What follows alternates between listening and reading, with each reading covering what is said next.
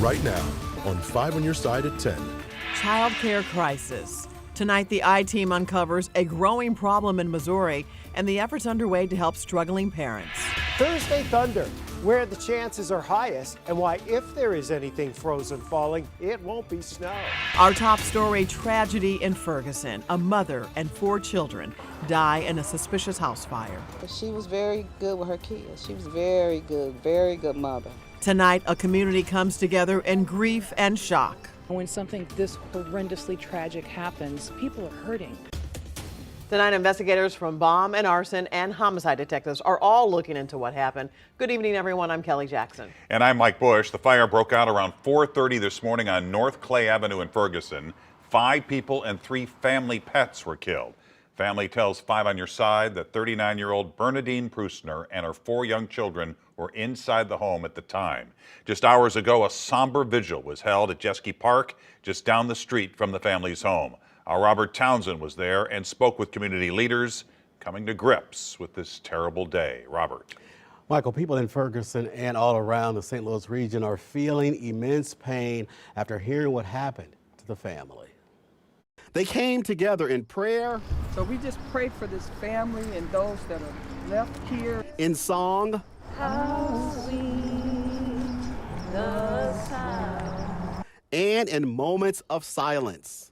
More than 24 saddened neighbors, police officers, and others huddled in a circle hours after Bernadine Prusner and her 4 children were killed in a house fire in Ferguson. You know, I just want to sit down and bawl my eyes out. After she heard about the early morning tragedy, Councilwoman Linda Lipka organized this vigil at a nearby park.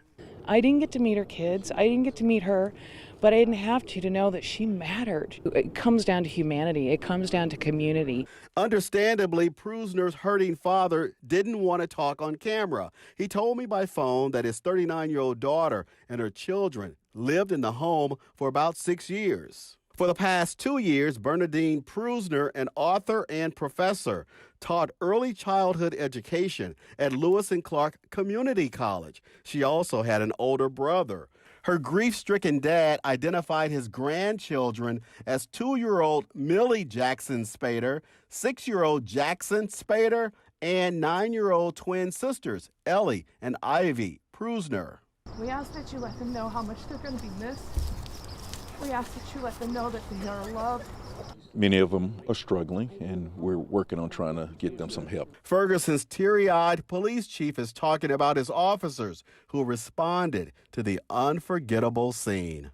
People see us, law enforcement, we're supposed to be these tough people, but as I tell people, we're also human too. We will continue to come together as one in love to do whatever we can to help. Prusner's father also told me he just saw his daughter last night at dinner and everything seemed to be fine. He says we are all just devastated right now. Neighbors awoke to sirens and later learned the devastating news. Laura Barcheski was in the neighborhood this afternoon and spoke with people who knew the family. Many neighbors on North Clay Avenue in Ferguson were woken up just before 4:30 Monday morning by the sound of fire trucks blocking off their small, normally quiet street. So I raised my window up and I said, I saw the flames coming from that top window, and pretty much that was all I could really see because the fire trucks. Eventually, the flames fully engulfed the house as firefighters from 4 different departments tried desperately to put it out. I was hoping that nobody was there. Nobody was there, but when I saw the medical examiner's truck, I said, oh my God, somebody's in the house. And neighbor Jamie Young's worst fear became a reality when St. Louis County Police confirmed 5 people were found dead inside the charred home. All I could do is just pray for the family. The grieving family confirmed their identities. Bernadine Prusner, known as Birdie, and her children, Millie, Jackson, and twin girls, Ellie and Ivy. We don't really know the circumstances of what occurred here, but we are investigating. We've got our bomb and arson unit out here, our regional unit out here investigating. We've got our Crimes Against Persons Bureau investigating, as well as our crime scene unit. The Ferguson Animal Coalition says the family that lived here loved their animals. Unfortunately, 3 dogs died in the fire, but they were able to save roughly 14 rabbits, 3 chickens, and 2 cats. She loved them dearly, and so I'm happy that I could help in some way to help her animals. Ferguson Animal Coalition's Dara Ashby says family members will be caring for some of the animals, but they'll find new homes for the others. She says she's heartbroken. It's a tragedy for our community, and she was a wonderful person and loved her kids, loved her family, loved her animals. Reporting in Ferguson, Laura Barcheski, 5 on your side. And if you have any information about what happened, you are asked to call police or Crime Stoppers. It's an anonymous tip line, 866-371-TIPS. And be sure to stay with 5 on your side for the latest developments on this tragedy.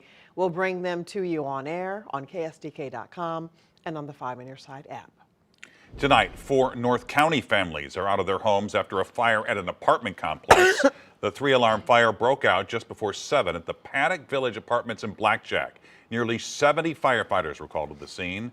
No one was hurt in this case. The cause remains under investigation. Tonight, police are looking for a driver wanted for a deadly hit and run in Afton. The crash happened around 7:15 on Mackenzie Road near Alpine Drive. Investigators say a driver headed southbound on Mackenzie hit a man in the road and drove off. The victim was pronounced dead at the scene.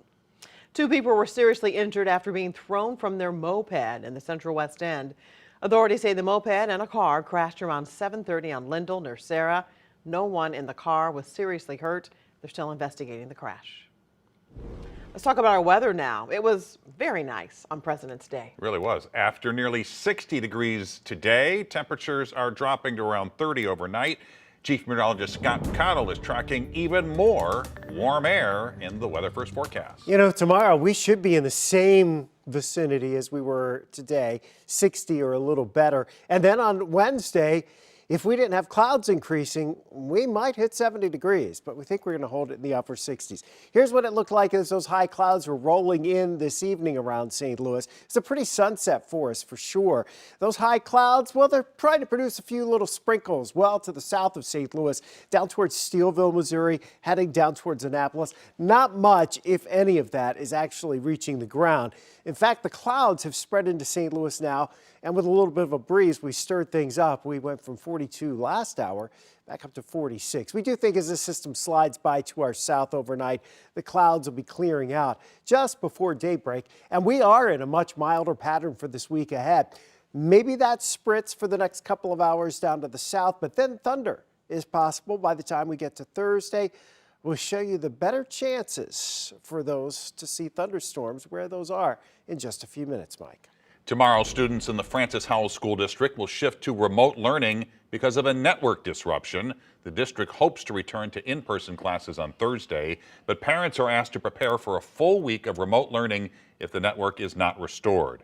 Vacation Station will be closed tomorrow and Wednesday. After-school sports and activities will be held as scheduled. Tonight, a local group is working to save the studio of the late renowned local sculptor and city museum founder, Bob Casserly. The group claims the current owners of the site near Lafayette Square are not maintaining the building properly. They're calling on the city to stop the potential demolition. If their efforts fail, they want the city to preserve the facade, butterfly fence, and concrete statue of the property. Casserly was found dead in 2011 at his cement land project. Just hours ago, a St. Louis teen got the surprise of a lifetime. As 5 on your side's Andy Kroll shows us, it all started with a trip to Hidden Valley. Monday afternoon, 14-year-old Charlie Labarge learned that for a week this summer through Make-A-Wish, he'll be heading to Alaska! His dream after being diagnosed with a life-threatening disease in June of 2022. I have rhabdomyosarcoma, which is a cancer of the eye. A tumor attached to a nerve above Charlie's right eye was removed, impacting his muscle and soft tissue, followed by 6 months of chemotherapy and 1 month of radiation. Charlie's dad getting choked up, remembering all of that treatment. First off, he's got amazing care, sorry. He's had some surgeries to repair, to allow his eye to be a little bit more open. Now in remission for a year, Charlie is looking to the future. I want to go into the field of science, probably. I really enjoy science and math. Spectrum sponsored the trip with Charlie's parents and 4 siblings. This kid is just amazing. He has an eye on nature. He knows everything about Alaska to the nth degree. Even on a very sunny Monday, thanks to some man-made snow magic, Charlie and his family were able to come out and hit the slopes after hearing the incredible news from the Make-A-Wish Foundation here at Hidden Valley Ski Resort. We actually have proven data now that proves that kids are willing to comply with treatment more, that they're going to go see their doctors because they want to look forward to their wish. Charlie's advice for other kids dealing with cancer? I would just say that it might seem like it's a rough time, but you'll get through it, and it's not as hard as it seems. Reporting in Wildwood, Annie Krall, 5 on your side. Charlie and his family leave for Alaska on June 8th and will be at the Make-A-Wish Walk for Wishes on April 13th. That's in Forest Park. And if you're interested in registering for the walk or to donate, we have a link with this story at KSDK.com.